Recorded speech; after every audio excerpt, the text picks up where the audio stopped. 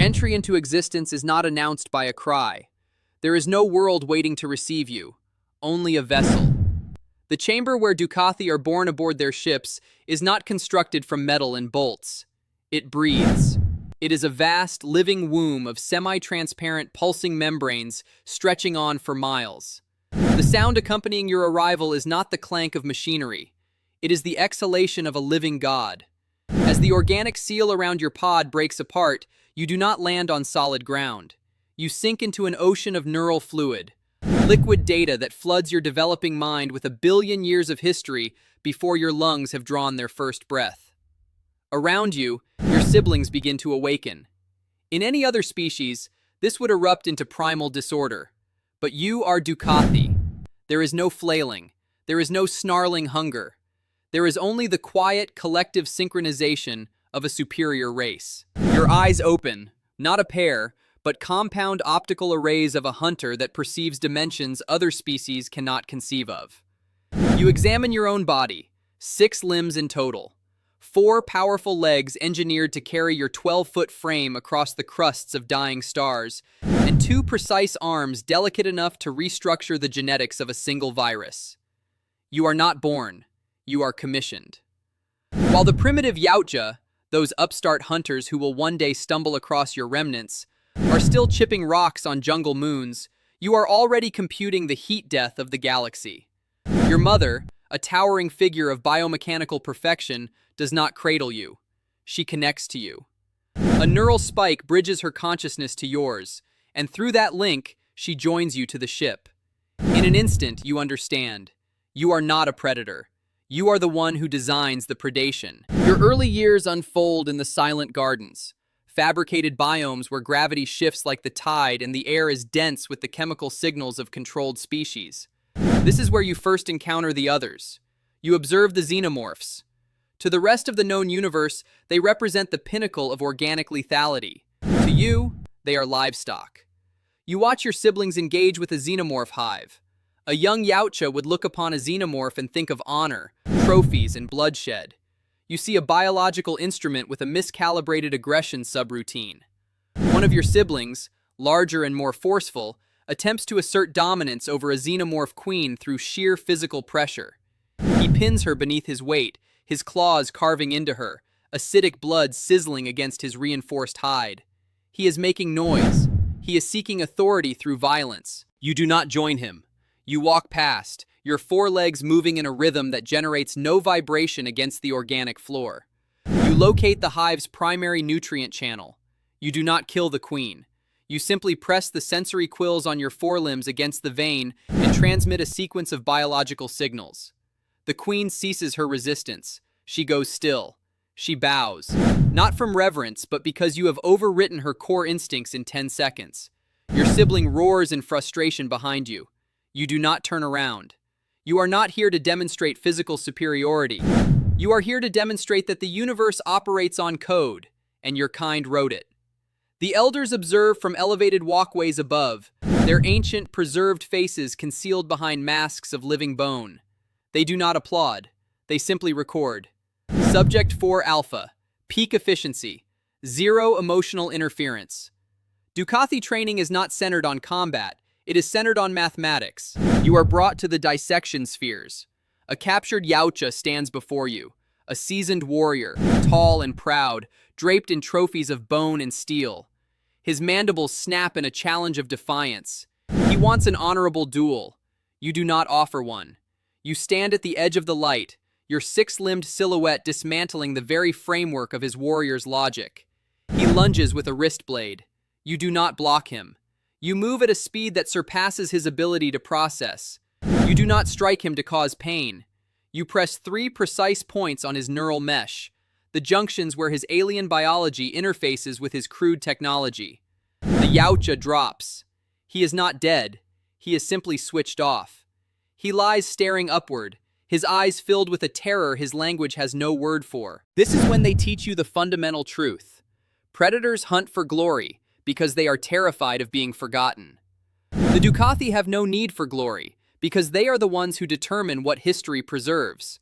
You dissect him, not out of hatred, but to better understand how to neutralize his kind with greater precision. You study the resonance of their vocal cords so you can imitate their distress calls. You analyze the chemical makeup of their blood so you can follow their trail through the vacuum of space. You do not take his spine as a keepsake. You extract his genetic sequence and file it under minor nuisances. At 500 cycles, you are assigned your first elimination task. You are not dispatched to a jungle. You are dispatched to a Dyson sphere, an artificial world sheltering a civilization that has grown too conspicuous. They are toying with forbidden physics. They are accessing the webway. They are generating interference in your territory. Your ship releases you from the void. You do not employ cloaking technology. You are the void. Your skin is a biological lattice that consumes every known frequency of radiation. You settle onto the surface of their sun collector like a grain of dust. The civilization below maintains armies, god machines, sensors capable of detecting a heartbeat from across a continent. You reduce your own heartbeat to 1 pulse per hour. You move through their ventilation shafts, your flexible joints letting you pour like liquid through openings built for air molecules. You do not kill the guards. You do not sabotage the machines. You find the origin, the central artificial intelligence governing their entire existence. A Yautja would detonate the core and embrace death in the blast to secure an honorable end. You sit before the core. You remain motionless for 6 days. You interface. You are a statue. You are erasing their past. You are deleting their accomplishments. You are converting their god machine into a monument to nothing. When you are done, you leave behind no mark, no message. You simply walk back to your extraction point. Behind you, the Dyson sphere does not explode. It simply ceases. The lights extinguish. The air stills. 10 billion lives are ended in a single, precise stroke. No one knows the perpetrator. No one knows the reason. But the universe was not always this sparse. Before the loud species, there were the engineers. The engineers were the antithesis of the Drukathi. Where you embodied biological precision, they embodied biological disorder. They revered the black fluid, a volatile, ever-mutating substance that generated life through suffering and blind chance. They were obsessive architects, consumed with seeding planets and positioning themselves as fathers to lesser beings. The conflict endured for 1,000,000 years, a war between two opposing biologies. The engineers dispatched their constructs, towering pale giants and biomechanical vessels. You sent the absence of everything. You remember the siege of the Citadel of Stars. The engineers released a pathogen designed to unravel Drukathi DNA. You did not combat the pathogen. You absorbed it. In the midst of battle, you reformulated your own blood, converting their weapon into nourishment. You watched as their divine ships were not destroyed by cannons, but consumed from within by millions of microscopic Drukathi spores. For all their enormity and their creations, the engineers remained enslaved to time. They aged, they perished, they felt remorse. You felt nothing. You recognized then that the engineers were built on a fundamental defect. They wanted to be part of the narrative. They wanted to be remembered. That made them fragile. After 1,000,000 years of grinding their civilizations to powder, the Drukathi reached a conclusion. The galaxy had ceased to be a laboratory. It had become a garbage heap. The noise of dying engineer screams and the rising chatter of their offspring, humans and Yautja, was a vibration the hegemony no longer had use for. You did not elect to stay and reign over a graveyard. You chose to depart, not toward another galaxy, but out of the time stream itself. Cycles stretch into millennia. You have witnessed the rise of the engineers. You have watched them play with the black fluid like children in a sandbox. You have observed humanity crawl out of the mud and stretch toward the stars. The Drukathi decide it is time to withdraw, not because you have been overcome, but because the galaxy has grown too saturated with noise.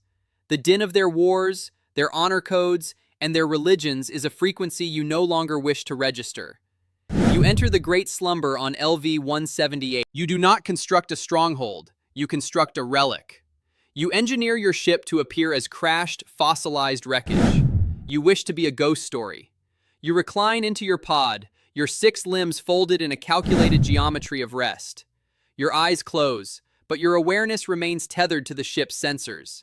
You have stepped outside the current of hours and days.